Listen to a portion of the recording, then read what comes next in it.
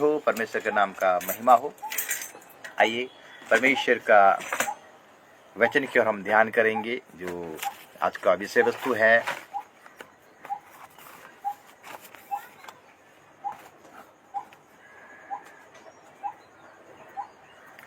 आज का विषय वस्तु है कि यीशु मसीह के बिना हम 5 काम कर नहीं पाएंगे। आत्मिक बातें ये आत्मिक विषय, जो आत्मिक विषय है कि यीशु मसीह के बिना हम कर नहीं पाएंगे। अगर हम यूहन्ना 15 अध्याय को निकालेंगे, यूहन्ना 15 अध्याय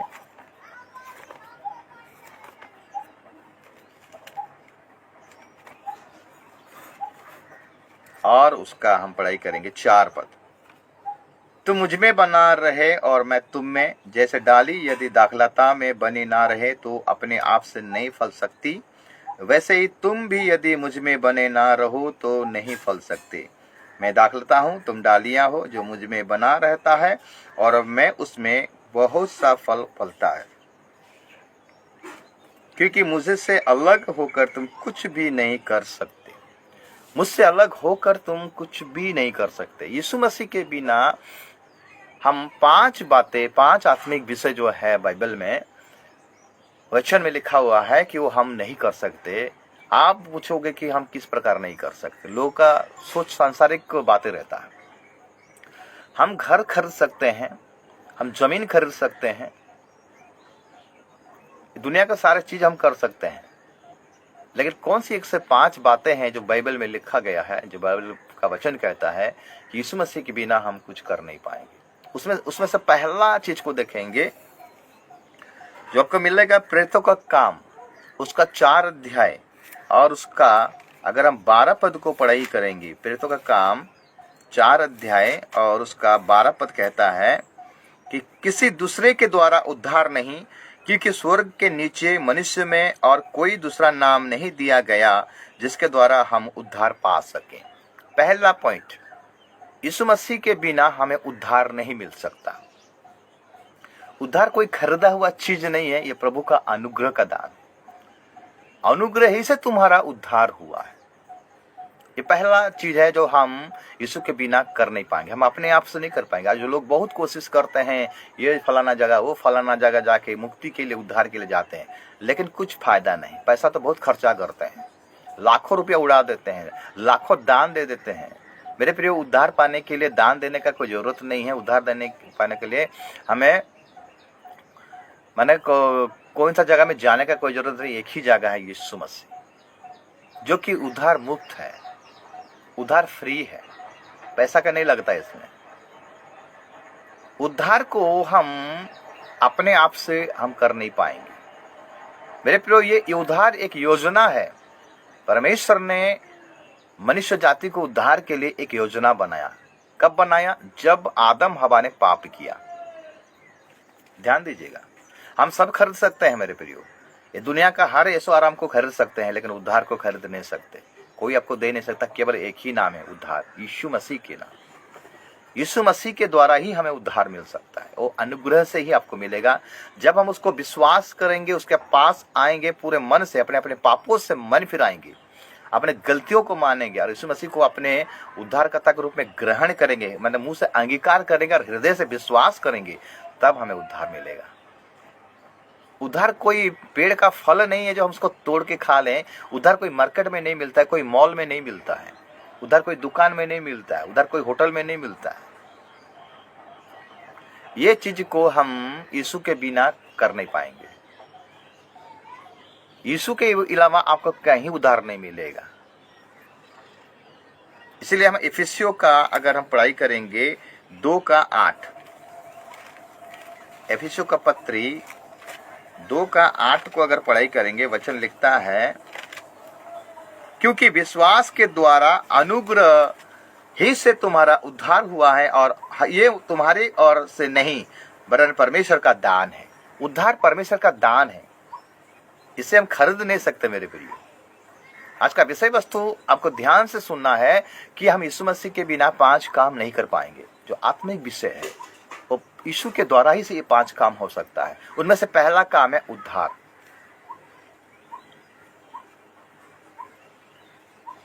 जब हम देखते हैं पौलुस और सिलास जब जेल में थे तो जेलर ने मैंने उनको बहुत मारा गया था, और रात के लगभग 12 बजे के बाद पौलुस और सिलास आराधना कर रहे थे और जेल का नींव ही हिल गया, भूकंप आया मेरे प्रियो। तो जैसे ही भूकंप आया तो जेलर जितने भी और भी सिपाही लोग थे सब बेहोश हो गए। तब जेलर का नींद जब टूटा, देखा कि पूरा दीवार विवाल सब मैंने नींव पूरा हिल गया है जेल का, तो वो पूरा डर गया और क्या किया, सोचा कि सब कैदी भाग गए हैं, अब हम मेरा ही जान जाएगा। इसलिए क्या किया, अपने आप को सुसाइड कर रहा था, अपने आप को आत्महत्या कर रहा था। तब पौलुस ने कहा, हे सज्जन, अपने आप को मत मारो, हम लोग नहीं गए, हम लोग यहीं पर हैं। ये डर गया, जेलर डर गया मेरे प्रियो। और जेलर डर कर क्या बोलता है, सज्जनों मुझे क्या करना पड़ेगा। अगर हम पढ़ाई करेंगे प्रेतों का काम 16 अध्याय,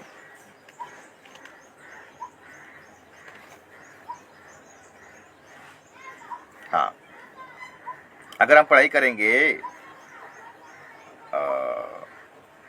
16 का 27 पद से अगर हम पढ़ाई करेंगे, लिखता है, दारोगा जाग उठा और बंदी गृह के द्वार खुले देखकर समझा कि कैदी भाग गए हैं, अतः उसने तलवार खींचकर अपने आप को मार डालना चाहा। परंतु पौलुस ने ऊंचे शब्द से पुकार कर कहा, अपने आप को कुछ हानि ना पहुंचा, क्योंकि हम सब एक ही हैं।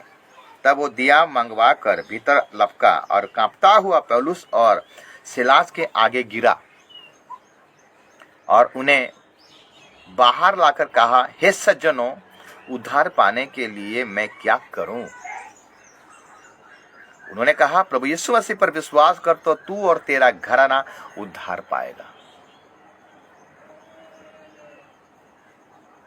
ये जेलर डर गया मेरे प्रियो। जेलर जाने लिया कि ये कौन सा व्यक्ति है जो कि जेल का नींव भी टूट गया, मैंने हिल गया, जेल ही उखड़ गया, इतना बड़ा भूकंप आया। ये जेलर को पता चल गया कि ये लोग जो परमेश्वर को मानते हैं कौन है। इतना दुख, इतना तकलीफ देने के बाद भी ये लोग उस परमेश्वर को प्रेम कर रहे हैं, वो परमेश्वर को याद कर रहे हैं, उस परमेश्वर का आराधना कर रहे हैं। इतना तकलीफ होने के बाद भी जेलर जान लिया कि जरूर इनमें कुछ बात है, इनके अंदर में जो शांति है, इनके अंदर में जो सुकून है, वो मेरे अंदर में क्यों नहीं दिखाई देता है। तब उसने पूछा कि ये सज्जनों, उद्धार पाने के लिए मुझे क्या करना पड़ेगा। मेरे प्रियो, उन्होंने कहा, अगर संपूर्ण मन से तू यीशु को विश्वास करेगा, यीशु मसीह को अपने उद्धारकर्ता के रूप में ग्रहण करेगा, तो तू और तेरा घराना उद्धार पाएगा। और कोई नाम नहीं दिया गया स्वर्ग और पृथ्वी में मेरे प्रियो, एक ही नाम दिया गया, यीशु नाम। यीशु नाम का मतलब ही उद्धार है। जक्कई का उद्धार नहीं हुआ था। तो मेरे प्रियो, प्लानिंग रहता है परमेश्वर आपके जीवन में। अगर प्लानिंग है, आपके जीवन में योजना रखा है कि आपको उद्धार होगा, आपका उद्धार हो जाएगा। सबको ये मौका नहीं मिलता है, सबको ये अनुग्रह नहीं मिलता है। जो उसके पास आएगा वो अनुग्रह को पाएगा, फ्री पाएगा, मुफ्त पाएगा, पैसा देने का कोई जरूरत नहीं है। तो जक्कई के घर में जब यीशु मसीह आया मेरे प्रियो, जक्कई एक टैक्स कलेक्टर था, चुंगी लेने वाला था, मतलब सरदार था, मतलब इनकम टैक्स ऑफिसर, मतलब उससे बड़ा ऑफिसर था। लेकिन जबरन पैसा ऐंठ लिया था, जबरन पैसा लूट लिया था और अपने घर में सब रखा था। जब यीशु मसीह उसका घर में गया होगा मेरे प्रियो, उसका गेट को देखा होगा, अरे इतना पैसा वाला घर तो अच्छा बनाया होगा जरूर। जक्कई बहुत पैसा वाला था ना, तो उसका घर भी अच्छा रहेगा, उसका गेट भी सुंदर बनाया होगा। जिसका पास पैसा रहता है, आप देखिए बिल्डिंग बनाते हैं, घर बनाते हैं, कितना अच्छा सुंदर बनाते हैं।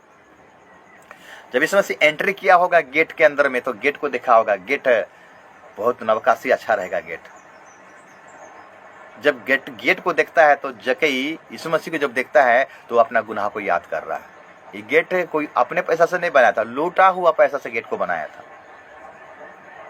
हम देखते हैं ना न्यूज चैनल में कितने लोग, जो लोग सरकारी नौकरी करते हैं, बाद में पकड़वाए जाते हैं। जो मैंने करप्शन का काम, भ्रष्टाचार का काम करते करते पैसा लूट कर करप्शन का काम करते रहते हैं, लेकिन बाद में पकड़ाए जाते हैं।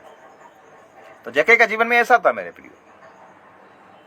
बाहर का गेट को देखा होगा यीशु मसीह को, तो ये जक्कई यीशु मसीह को जब देखा होगा तो उसका गुनाह को याद किया होगा। ये गेट मेरे कमाई का नहीं है, ईमानदार का नहीं है, ये लूटने का गेट है, लूट का गेट है। लूट से जो कमाई हुआ पैसा है उसी का गेट है। जब घर में गया होगा तो उसका दरवाजा को देखा होगा, बहुत अच्छा लकड़ी से बनाया होगा, बहुत दामी का लकड़ी से बनाया होगा। उसको जब यीशु मसीह देखा रहेगा तो जगह यीशु मसीह को जब देखता रहेगा था वो भी मैंने घर का जितना भी सामान सब लूटा हुआ, मतलब सब जबरन इससे उससे लूट कर अपने घर में जो सामान बनाया था, गाड़ी बंगला जो भी हो, तो यीशु के नजर में जब जके को देख रहा है, यीशु मसीह को देख रहा है, तो अपने पापों को देख रहा है। मेरे प्रियो, उद्धार तब मिलेगा जब अपने अपने पापों को आप स्वीकार करोगे, अपने अपने पापों को मान लोगे, वो आपको दया करेगा, वो आपको क्षमा करेगा। जब जक्कई ने कहा, हे प्रभु, मैं जिससे जो कुछ लिया था मैं से 100 गुना लौटा देता हूं, इसका मतलब कि अपना पापों को माना, मैंने उसने पाप किया पर अंगीकार किया और छोड़ दिया।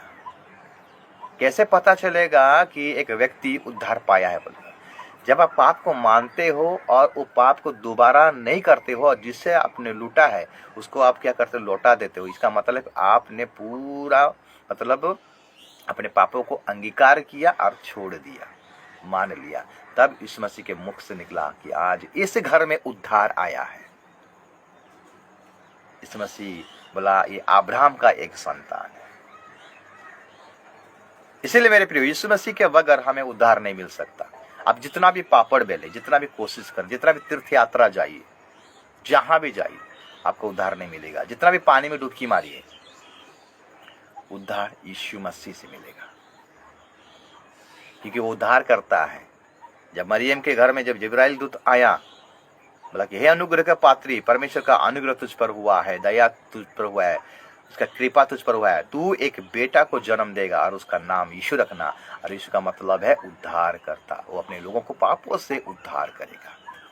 मेरे प्रियो, अगर आपका उद्धार अभी तक नहीं हुआ है, आप सोच रहे हो कि इसके द्वारा उद्धार मिलेगा, उसके द्वारा उद्धार मिलेगा, उसके द्वारा उद्धार मिलेगा, उद्धार केवल यीशु के द्वारा मिलेगा। आप विश्वास करो या ना करो, बाइबल कहता है, वचन कहता है, उद्धार यीशु के द्वारा मिलेगा।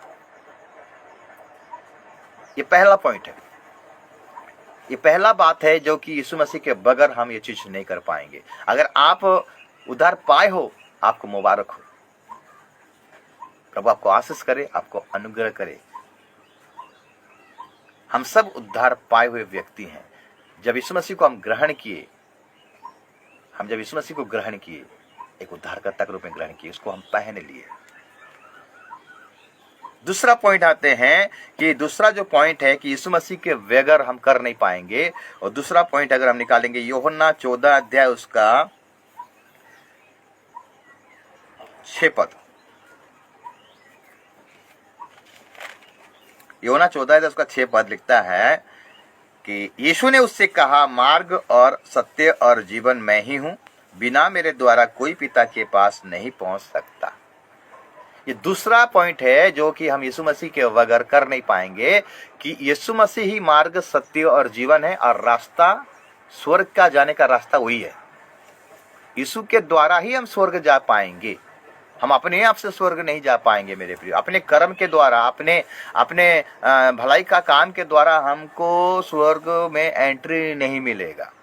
परमेश्वर का वचन कहता है कि परमेश्वर ने जगत को ऐसा प्रेम किया, अपने इकलौता पुत्र को दे दिया, जो उस पर विश्वास करेगा वो नाश नहीं होगा परंतु अनंत जीवन को पाएगा।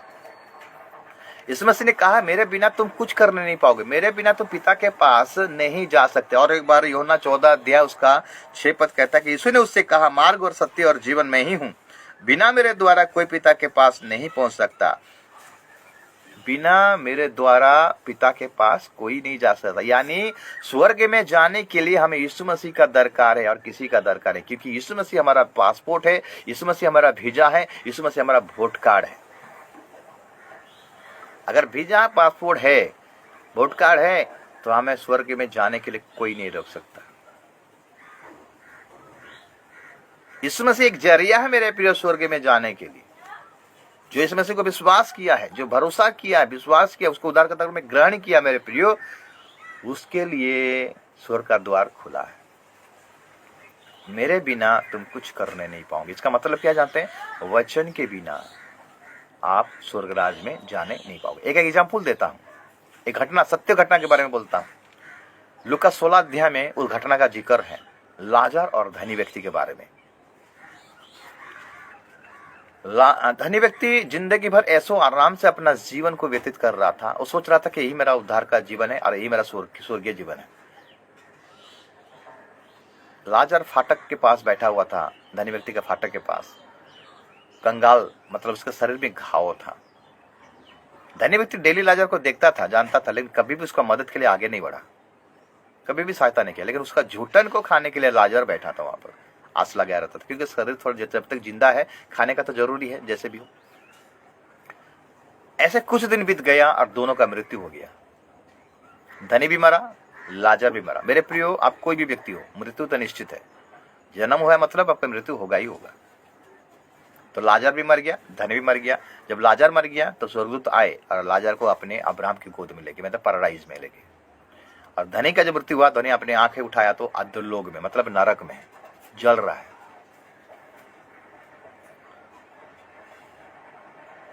अगर इस चैप्टर को पूरा पढ़ाई करोगे तो ये जब आंखें उठा रहा तो लाजर को देख रहा अब्राहम के गोद में, मतलब नरक नीचे है और स्वर्गलोक ऊपर है। ऊपर उठाया ऐसा करके, ऊपर उठाकर बोलता है कि हे पिता अब्राहम, लाजर से बोल कि वो यहाँ आएगा, अपनी अंगूठी में पानी में डुबाएगा और मेरे मुंह में डालेगा, क्योंकि मैं यहाँ आग में तड़प रहा हूं। अब्राहम ने बोला, हे मेरे बेटी,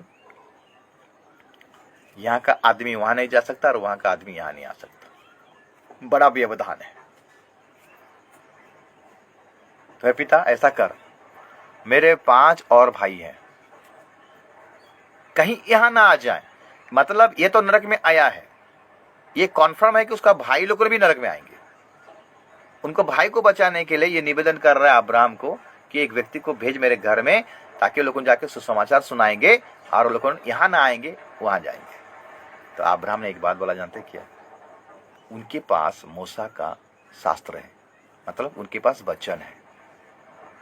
वो पढ़कर उनका सुनेंगे और उद्धार पाएंगे, मतलब इस राज्य में आएंगे, स्वर्गलोक में आएंगे। नहीं पिता, एक आदमी को भेज, हीलिंग मिनिस्ट्री करेगा, चंगाई का सभा करेगा, तब जाके वो लोग विश्वास करेंगे। आज कितना हीलिंग मिनिस्ट्री हो रहा है, आज कितना चंगाई का सभा हो रहा है, फिर भी आज लोग पाप में डूबे हुए हैं, उद्धार को जानने नहीं पा रहे, वचन को जानने नहीं पा रहे। यीशु मसीह ने कहा, मेरे बिना तुम पिता के पास नहीं जा सकते। यीशु मसीह कौन है? वचन है। अगर वचन आपके जीवन में नहीं है, अगर बाइबल आपके जीवन में नहीं है, परमेश्वर का वचन अगर आपके जीवन में नहीं है, अगर जीवन में है, अगर उसको फॉलो नहीं कर रहे हो, तो आपका उद्धार नहीं हो सकता, आप पिता के पास जा नहीं सकते।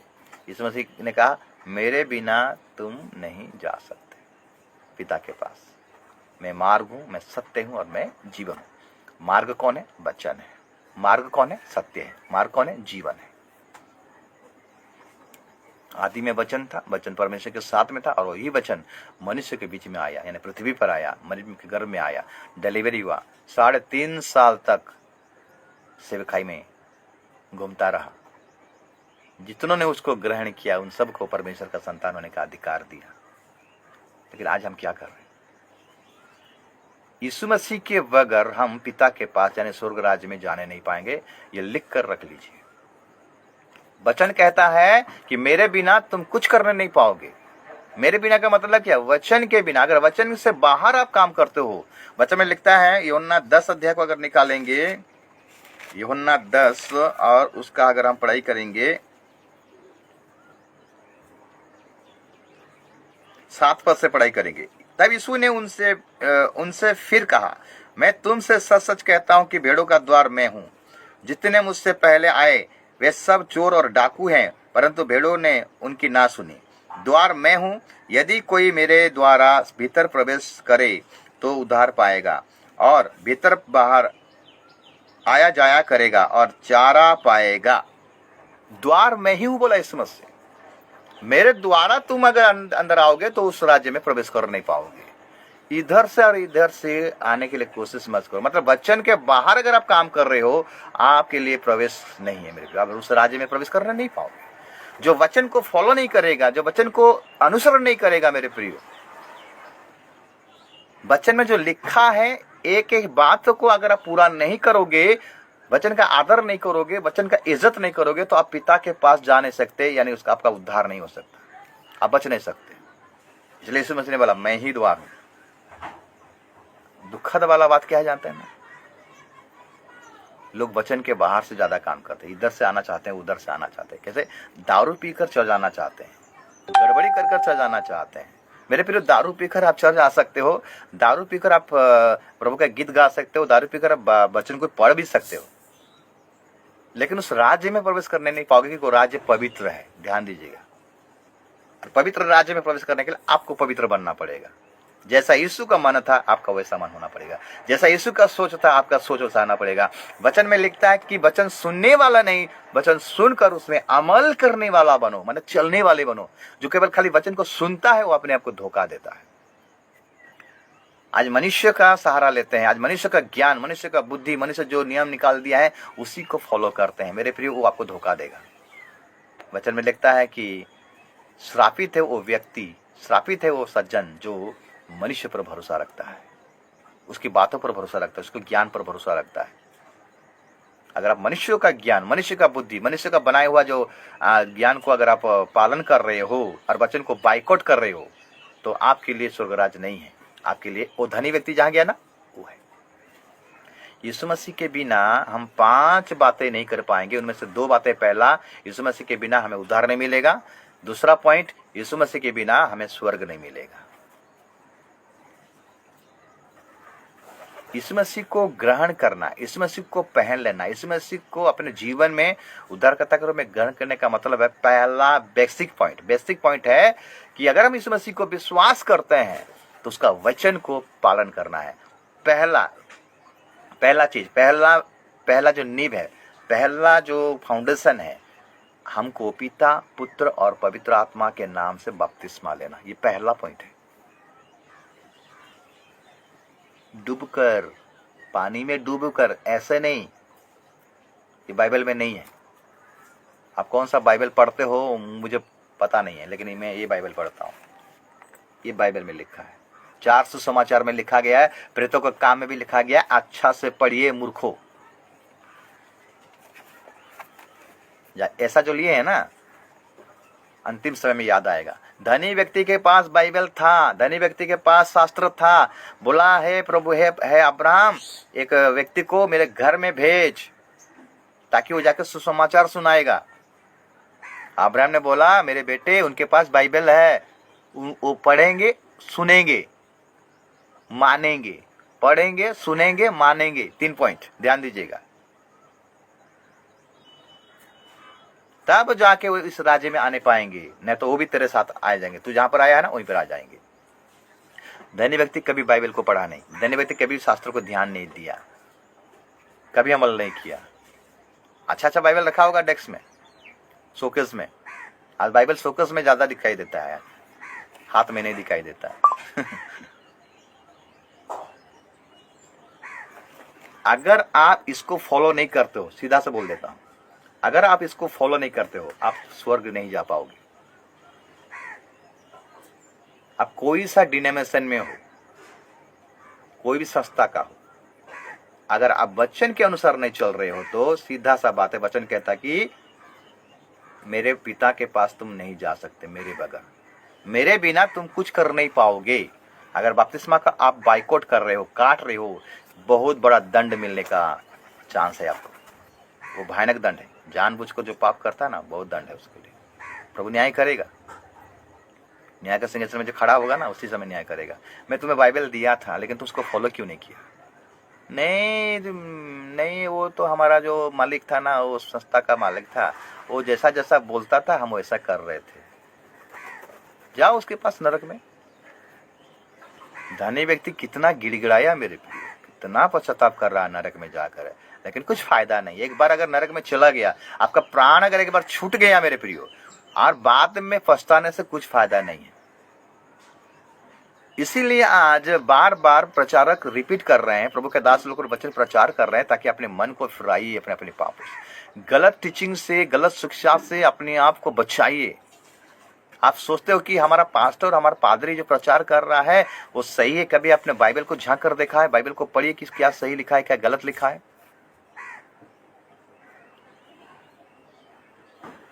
दुकान में जब जाते हो तो छांट छांट के खरीदते हो, अच्छा से चॉइस करते हो, दाम कम अच्छा से पटाते हो, लेकिन बाइबल जब पढ़ने का समय आता तो आप क्यों नहीं जांचते हो, क्यों नहीं परखते हो? जो लिखा गया है वो सही लिखा गया है कि गलत लिखा गया? प्रेरितों का काम को अगर पढ़ाई करेंगे मेरे प्रियो, जब प्रेरितों लोगों जब सुसमाचार सुनाते थे तो वो जितने भी विश्वासी लोग, जो लोगों ने भी उद्धार पाए व्यक्ति, जो बपतिस्मा लिए व्यक्ति लोग क्या कहते थे? शास्त्र को खोजते थे, ढूंढते थे, जो प्रचार किया जा रहा है वो सही है कि गलत है। सत्य को जानना जरूरी है मेरे प्रियो, नहीं तो भ्रम में पड़ जाओगे। ये दूसरा पॉइंट है। यीशु मसीह ने कहा मेरे बिना तुम स्वर्ग राज जाने नहीं पाओगे, यानी पिता के पास जाने नहीं पाओगे। तीसरा पॉइंट देखेंगे अगर हम निकालेंगे यूहन्ना 15 अध्याय उसका 4 पद, यूहन्ना 15 अध्याय उसका 4 पद अगर पढ़ाई करेंगे, तुम मुझ में बने रहो और मैं तुम में, जैसे डाली यदि दाखलता में बनी ना रहे तो अपने आप से नहीं फल सकती, वैसे ही तुम भी यदि मुझ में बने ना रहो तो नहीं फल सकती। मेरे प्रियो, हम अगर यीशु मसीह के बगैर अलग काम करेंगे हम फल नहीं सकते। यीशु मसीह के बगैर हम फलवंत नहीं हो पाएंगे। यीशु के साथ बने रहने से हमें फलवंत जीवन मिलेगा मेरे प्रिय, उसके साथ लगे रहने से हमें फलवंत जीवन मिलेगा। आत्मा का नौफल कब आएगा? जब यीशु मसीह के साथ लगे रहेंगे। डाली यदि दाखलता के साथ अगर नहीं लगा रहेगा वो फल नहीं सकता मेरे प्रिय। आपको लगे रहना है। लगे रहने का मतलब क्या है? हमें यीशु मसीह से इंटरेस्ट लेना है, वचन से इंटरेस्ट लेना है, वचन को अपने जीवन में लागू करना है, उसके स्वभाव को, यीशु मसीह का स्वभाव को अपने जीवन में लागू करना है, उसको डेली रीडिंग करना है, मनन करना है, जो लिखा गया है उसके अनुसार चलना। तब हम शुद्ध हो सकते हैं, पवित्र हो सकते हैं और हमारे जीवन में फल दिखाई देगा मेरे प्रिय। जब यीशु मसीह एक पेड़ के पास रास्ते में जा रहे थे, एक पेड़ को देखिए, अंजीर का पेड़ को देखिए, पत्ता बहुत है लेकिन फल नहीं है। तब श्राप मिल गया उसको, तुझमें और कभी फल ना रहे। हमारे जीवन में पत्ता माने सांसारिक आशीष बहुत है, लेकिन आत्मिक जो ब्लेसिंग है, जो प्रभु का वचन है, वो नहीं है। प्रभु फल देखता है, फल। आपके जीवन को संसार में जो आप कर रहे हो वो नहीं देखता है। धनी व्यक्ति के पास वो फल नहीं था, इसलिए चला गया नरक में। लेकिन लाजर के पास वो दरिद्र था, बीमारी था, फिर भी उसके जीवन में फल था। एक उद्धार पाया हुआ व्यक्ति, उसके जीवन में फल दिखना चाहिए। इसका मतलब है आपके जीवन में प्रेम होना चाहिए, भलाई होना चाहिए, नम्रता होना चाहिए, दीनता होना चाहिए, संयम होना चाहिए। आत्मा का 9 फल जो लिखा गया है ना, वो अगर आपके जीवन में नहीं दिखाई देते, इसका मतलब आप फलवंत नहीं हो। प्रेम मतलब कौन सा प्रेम? इसलिए प्रेम कर रहे हो यीशु मसीह को ताकि यीशु मसीह मुझे खाना दे रहा है, मेरे को रोटी दे रहा है, मेरे को कपड़ा दे रहा है, इसीलिए नहीं। आगापे प्रेम, निस्वार्थ प्रेम आपका जीवन में होना चाहिए। अगर प्रभु को प्रेम कर रहे हो मेरे, फिर उसका आज्ञा को पालन करना है, और उसका आज्ञा कठिन नहीं। यीशु मसीह के बिना हम फलवंत नहीं हो सकते। तू मुझ में बना रहा, मैं तुम्हें बना रहूंगा। अगर हम 15 का अगर 1 से पढ़ाई करेंगे, सच्ची दाखलता मैं हूं और मेरा पिता किसान है। जो डाली मुझ में है और नहीं फलती उसे वो काट डालता है, और जो फलती है उसे वो छांटता है ताकि और फले। अगर आप फलेंगे नहीं तो आपको काट डाला जाएगा। काटने के बाद लास्ट परिणाम क्या है जानते हैं? जो लकड़ी को काटा जाता है वो सूख जाता है, पड़े रहता है तो क्या होता है? सूख जाता है। अगर हम बिना मसीह के जीवन काटेंगे तो हम सूख जाएंगे। सूखने के बाद लकड़ी का क्या काम में आता है? जलाने का काम में आता है। अगर आपका जीवन सूख गया, फलवंत नहीं है, तो लास्ट में आपको जलाने का काम में आएगा, नरक में जाएंगे। ये तीसरा पॉइंट है कि यीशु मसीह के बगैर हम फलवंत हो नहीं पाएंगे। तो हमें हर दिन हमारा जीवन में फल को आना जरूरी है। हमें फलवंत जीवन बिताना है मेरे प्रिय, सांसारिक फल नहीं, आत्मिक फल। 4 नंबर पॉइंट, यूहन्ना 14:13 से लेके 14 तक। यूहन्ना 14:13 से लेके 14 तक। जो कुछ तुम मेरे नाम से मांगोगे वही मैं करूंगा, कि पुत्र के द्वारा पिता की महिमा हो। यदि तुम मुझसे मेरे नाम से कुछ मांगोगे तो मैं उसे करूंगा। यीशु के बगैर हमें कुछ पिता से नहीं मिलेगा। हम अगर यीशु के नाम से मांगेंगे तो हमें मिलेगा। हम जो प्रार्थना करते हैं तो हम यीशु के नाम से ही मांगते हैं, दूसरे किसी के नाम से मत मांगिएगा मेरे प्रिय। केवल यीशु ही हमारा एक मध्यस्थता है, उसी के जरिए हम जब प्रार्थना करते हैं लास्ट में क्या होता है, यीशु के नाम से मांगते हैं, क्योंकि यीशु ही वो जरिया है।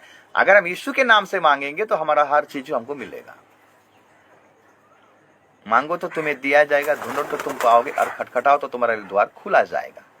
हम दूसरे किसी के नाम को ऐड नहीं कर सकते। यीशु ही हमारा सबसे महान है, वही हमारा आदर्श है। यीशु के नाम सबसे ऊंचा नाम है। लेकिन दुर्भाग्य की बात है, हम उसकी माँ के नाम से मांगते हैं। अरे उसका माँ को भी उद्धार का जरूरी था मेरे प्रिय। जब प्रेरितों के काम को देखेंगे तो वो भी पवित्र आत्मा पाने के लिए बैठा था।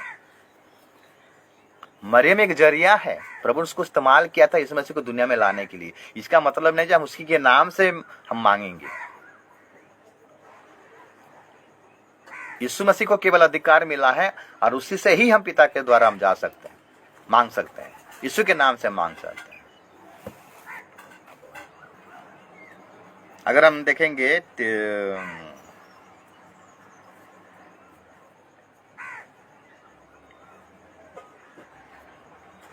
तो मेरे नाम से जो कुछ मांगोगे तुम्हें मिल जाएगा। हम जब 13 पद को जब और एक बार पढ़े, 13-14 को और एक बार पढ़ाई करेंगे। योना 14:13-14, जो कुछ तुम मेरे नाम से मांगोगे वही मैं करूंगा कि पुत्र के द्वारा पिता की महिमा हो। यदि तुम मुझसे मेरे नाम से कुछ मांगोगे तो मैं उसे करूंगा। उसके नाम से अगर हम मांगेंगे, सही तरीके से मांगेंगे, गलत रीति से नहीं मेरे प्रिय, सही तरीके से, सही रास्ते में, सही मार्ग में, सही ट्रैक में अगर हम मांगेंगे तो हम प्रभु हमको लज्जित नहीं करेगा। यीशु के नाम से प्रभु हमको सब देगा, क्योंकि उसका नाम सबसे ऊंचा नाम, महत्व नाम। प्रभु का नाम को ऊंचा किया गया मेरे प्रिय। सर्वश्रेष्ठ नाम, सर्वशक्तिमान नाम, सबसे मीठा नाम, सबसे सामर्थ्य नाम, यीशु नाम सामर्थ्य नाम। उसका नाम है उद्धार है। उसके नाम में हम जो कुछ मांगेंगे पिता से, पिता हमें देगा, लेकिन सही ढंग से, स्वार्थ के लिए नहीं, अपने अभिलाषाओं के लिए नहीं। जैसे याकूब में कहता तुम तो मांगते हो लेकिन अपने अपने अभिलाषा को पूरा करने के लिए मांगते हो, व्यर्थ मांगते हो। व्यर्थ हमको मांगना नहीं है। हमें जो मांगना है वो प्रभु का उद्देश्य उसमें छिपा रहना चाहिए। जब हम देखते हैं हन्ना ने प्रार्थना किया, प्रभु से मांगा एक चीज, एक बेटा मांगा कि प्रभु तू एक बेटा देगा तो इसको मंदिर में जीवन भर सेवकाई में दे दूंगा। उसका मांगना में क्या था? वो अपने स्वार्थ के लिए मांगा, वो प्रभु का इच्छा से मांगा। हमें मांगना है तो ध्यान से मांगना है मेरे को, ताकि प्रभु को महिमा मिलने पाए। ये चौथा पॉइंट है। पांचवा पॉइंट अगर देखेंगे मेरे प्रियो, यूहन्ना 14 उसका 27 पद,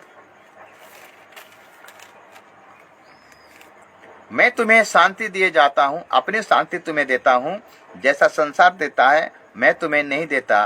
तुम्हारा मन व्याकुल ना हो और ना डरे। यीशु के बगैर हमें सही शांति नहीं मिलेगा, क्योंकि यीशु मसीह ने कलवरी के क्रूस पर शांति को बनाया है। जब चेले लोग यीशु मसीह को छोड़कर चले गए, जब यीशु मसीह का क्रूसारोपण हुआ और हम देखते हैं कि मारा गया, गाड़ा गया, तीसरे दिन में जी उठा, 40 दिन तक दुनिया में रहा। चेले लोग बहुत अशांति में थे, तो उनके बीच में प्रकट हो गया एक रूप में, एक घर में चेले लोग बैठे हुए थे और चिंता कर रहे थे क्या होगा, कैसे होगा। तो उनके बीच में यीशु मसीह प्रकट हो गया, बोला कि तुम्हें शांति मिले। कौन सा शांति है? ये अनंत जीवन का शांति है। लेकिन आज लोग थोड़े से शांति के लिए हैं क्या क्या गड़बड़ी कर देते हैं।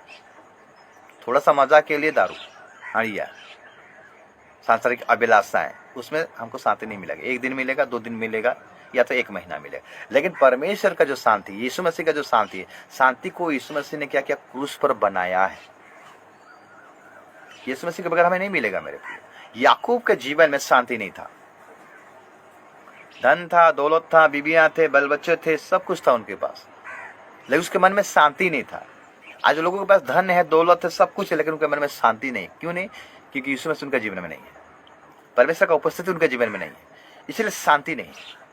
तो याकूब क्या किया? अपने परिवारों को नदी पार कर दिया। जब अपने ससुर से मतलब चला जा रहा था, अपने देश को जा रहा था, तो रास्ते में एक नदी आया और नदी सबको पार करवा दिया। याकूब अकेले उस जगह में रह गया। रात भर वो परमेश्वर के साथ मल्ल युद्ध लड़ा। किस कारण?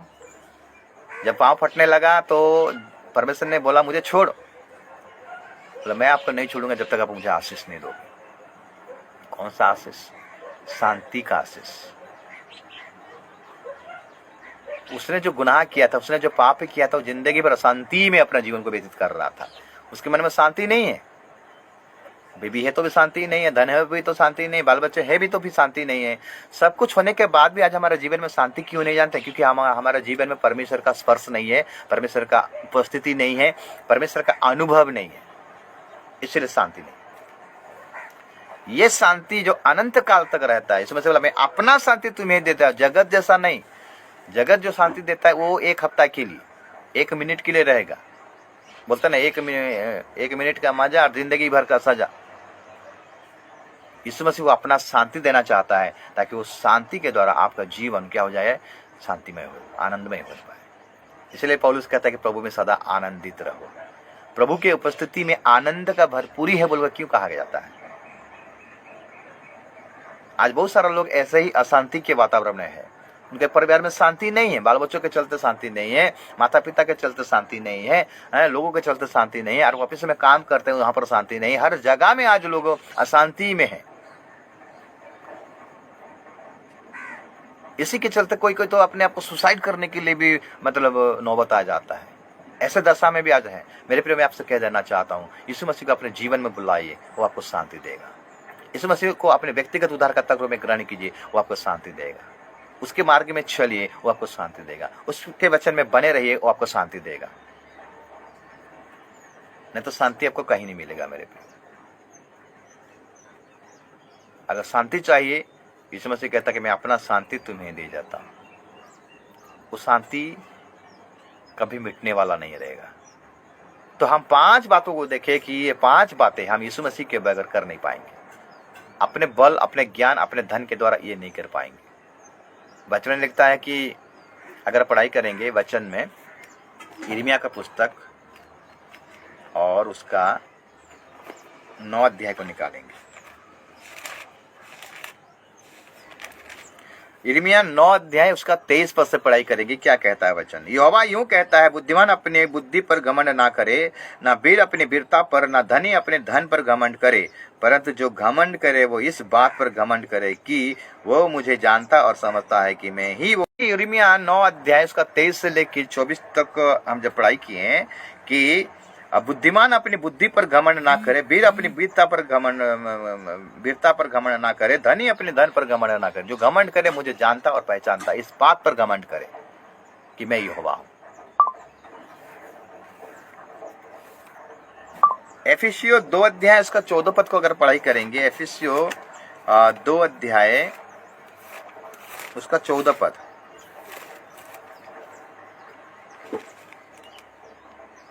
क्योंकि वही हमारे मेल है जिसने दोनों को एक एक कर लिया और अलग करने वाले दीवार को जो बीच में थी ढा दिया।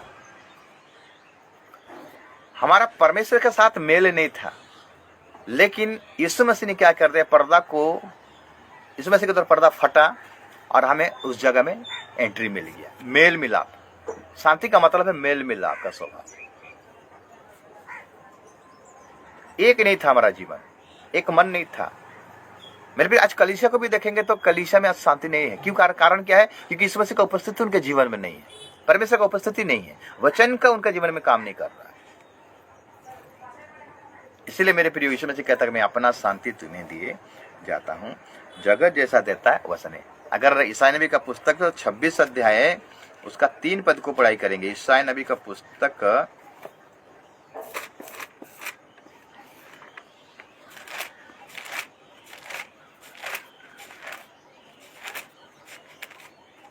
26 का 3 कहता है, जिसका मन तुझ में धीरज धरे हुए हैं उसकी तू पूर्ण शांति के साथ रक्षा करता है, क्योंकि वो तुझ पर भरोसा रखता है।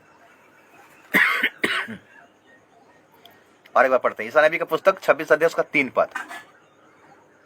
जिसका मन तुझ में धीरज धरे हुए हैं उसकी तू पूर्ण शांति के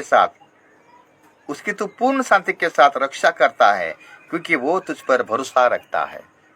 तो धीरज के साथ यीशु मसीह में बना रहता है, उसके अंदर में वो शांति प्राप्त होता है। मेरे प्रियो, प्रभु के साथ बने रहिए, यीशु के साथ बने रहिए, आपको शांति मिलेगा।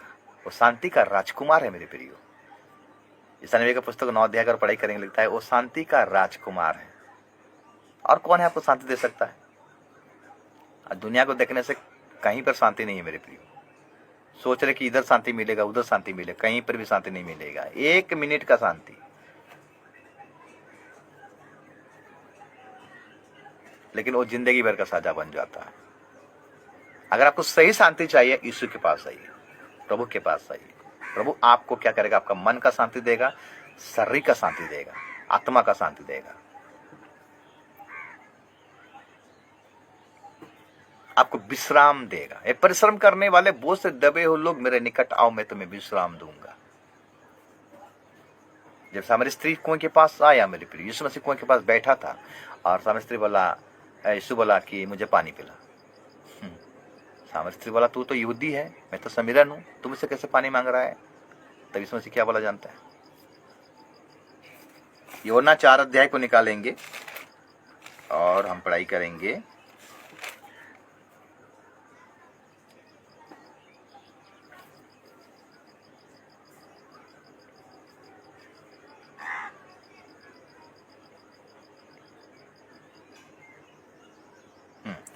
यूहन्ना 4 अध्याय अगर हम पढ़ाई करेंगे 13 पद से। यीशु ने उसको उत्तर दिया, जो कोई ये जल पिएगा वो फिर प्यासा होगा, परंतु जो कोई उस जल में से पिएगा जो मैं उसे दूंगा वो फिर अनंत काल तक प्यासा ना होगा, परंतु जो जल मैं उसे दूंगा वो उसमें एक सोता बन जाएगा जो अनंत जीवन के लिए उमड़ता रहेगा। मतलब आप, यीशु मसीह आपको जो जल देगा एक सोता बन जाएगा, मतलब शांति का सोता बन जाओगे अनंत काल तक।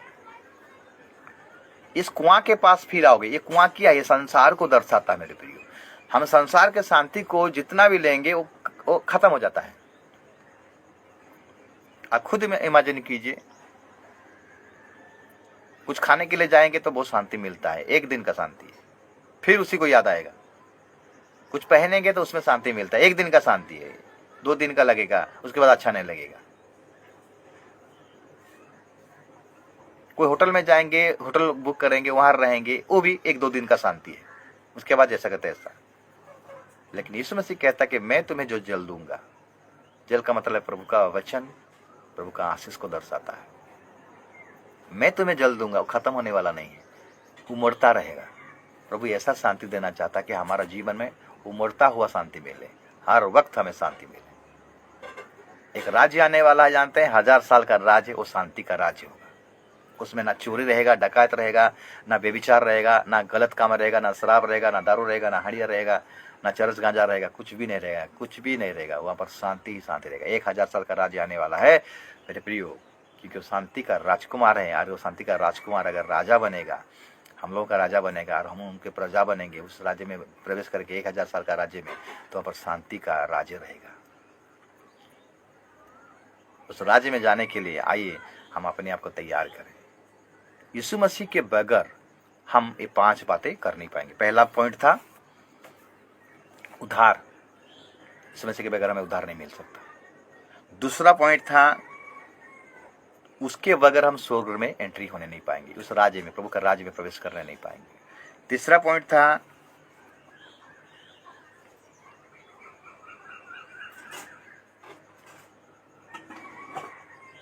उसके बगैर हम फलवंत होने नहीं पाएंगे। चौथा पॉइंट था यीशु के नाम से अगर कोई चीज हम नहीं मांगेंगे तो हमें मिलेगा नहीं। और 5वां पॉइंट था यीशु के बगैर हमें शांति नहीं मिलेगा, यीशु के द्वारा ही हमें शांति मिलेगा। ये वचन आप सबों के जीवन में 100 गुना फल होने पाए, आशीष और अनुग्रह होने पाए। मैं आशा करता हूँ आप सब वचन सुने हैं और ये वचन के द्वारा प्रभु आप सबको आशीष किया है, अनुग्रह किया है। जितना हो सके वचन को शेयर कीजिए ताकि लोगों के पास पहुंचे और सब आशीषित होने पाए, और प्रभु के राज्य के लिए अपने आप को तैयार करने पाए। प्रभु इस वचन के द्वारा आप सबको आशीष करें। आमीन।